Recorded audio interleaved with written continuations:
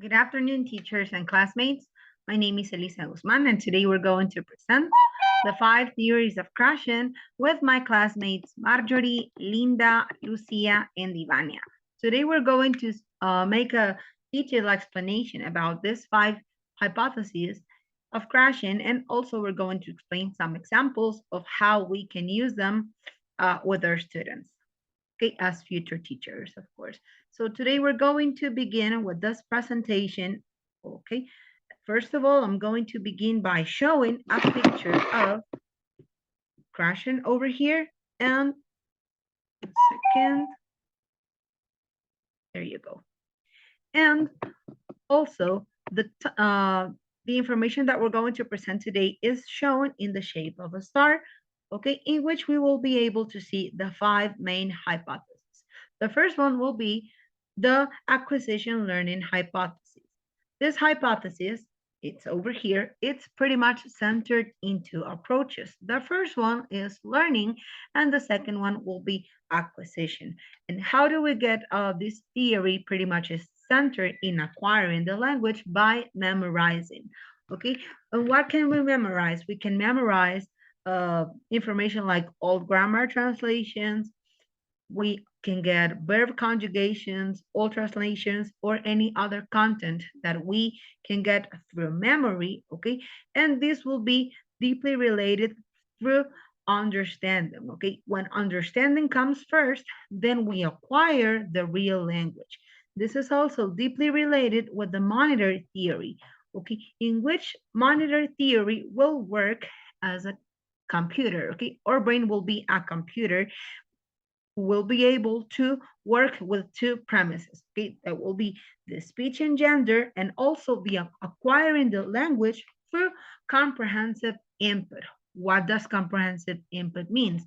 It means meaningful input, okay, or meaningful content that can be easily understood by the students. Okay, what's going to happen is that it will describe a way to communicate as a monitor. Okay, and it will internally work to remove the errors or any other content that is not useful for the student, okay?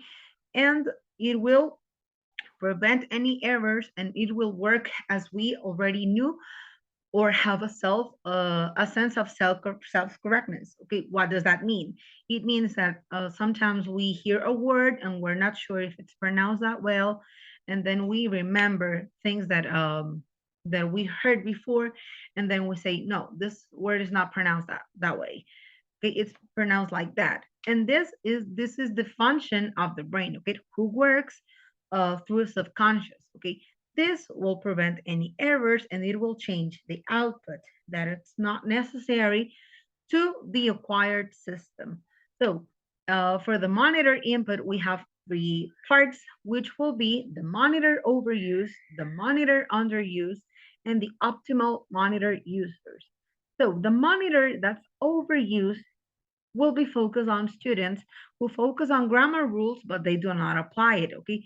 For that reason, they don't have any fluency, or they're not interested completely in acquiring a second language. So the second one will be the monitor underuse.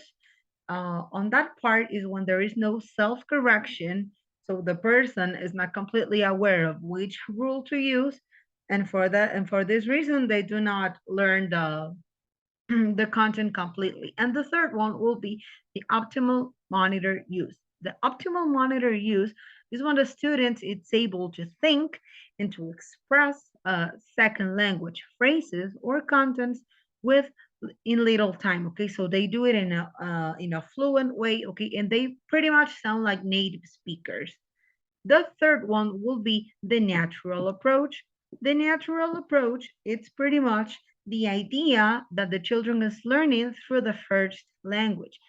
He is acquiring grammatical structures in a natural order or predictable way. So pretty much we have that some kids acquire the language faster than others. Okay, we will see that in the natural order hypothesis. Okay, they will work in a better way, and they will do it more efficient and more logical. What's gonna happen here is that this is a hypothesis that is centered in what they have already learned, okay, through their native tongue, and they just pass it to the target language that they want to acquire. So, what are we going to do? What we're going to do is that we're going to give opportunities to the students to work at their own pace. Once they work at their own pace, they will be able to develop more skills, and they will do it with no rush, pretty much. Okay, they will take their time to learn and to classify the input that they consider important, to be more fluent and be able to learn a little bit more. So also we need to limit the error corrections that we're going to do to our students, okay? So they won't feel stressed out about pretty much what they need to learn. And this will be the content for today. Thank you so much. Now my classmate is going to continue. Input hypothesis.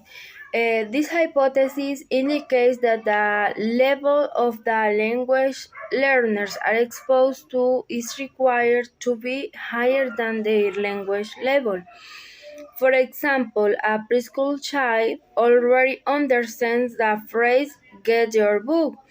By steadily altering the phrase to "get my book, please," the teacher can provide appropriate challenge, offering new information that builds on prior knowledge, because it is only slightly different comprehensible. The affective filter hypothesis.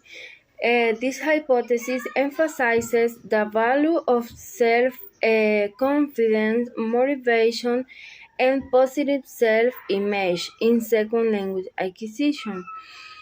I agree with this hypothesis because in my case, I am shy. I embarrass to speak English for fear to making mistakes, and because of this trust, I almost don't practice the language I'm learning. Hello, good afternoon. My name is Marjorie Coelho. Now I'm going to give an examples of the Krashen hypothesis. In the acquisition learning hypothesis, for Krashens, acquiring a language, it is not the same as learning it. However, he defends that adults can learn a second language just like children. It is true that adults can acquire a language throughout their lives, but the process is not exactly the same as the child. For example, the child acquires and master the language unconsciously, sorry, through listening without knowing grammatical rules. Um, but the adult first learns and then the acquire it. For example, when an adult learns English, he first think in Spanish, translate it, and then transmit that information because he already knows the grammatical rules. Sorry. Well, in the monitor hypothesis, it is the relationship between acquisition and the learning. For example, when speaking in English and fluently, the one who acts is the purchasing system because it is the one that acts without think. But when we speak in third person and we eliminate the system of learning acts because it is in charge of self correcting. Well, in natural order hypothesis, the acquisition in natural order hypothesis is acquisition and not learned. Well, for example, it has been shown that when learning a second language like English, if we talk about tense, we acquire the present tense before the past, or noun nouns that possessives. Well, and not because the teacher teach it before, but because for some reason it seems that the brain process it faster. Well, in the input hypothesis, according to Krashen's people acquired a second language only in a way by receiving comprehensive input, understanding the message of the language. It has to be relevant, interesting. In this way, they will pay more attention to let it be learned. And the last is the affective filter hypothesis. To acquire a second language, it is not only based on receiving information, but one must master that emotions that affect it. For example, a person with anxiety blocks the mind and the process is slower. Or when there is no self-confidence and when we want to memorize 100 words because the brain is weakened. It is also important to be motivated in this way to learn and um, acquire knowledge so the language will be affected. Now, my partner, Linda. Hello, my name is Linda Melendez, and I'm going to talk about for the different second language acquisitions. Difference in learning are critical factors which faculty members should take into account in the process of learning and teaching seconds. Also, this difference influence learning process and led to different linguistic abilities and skills.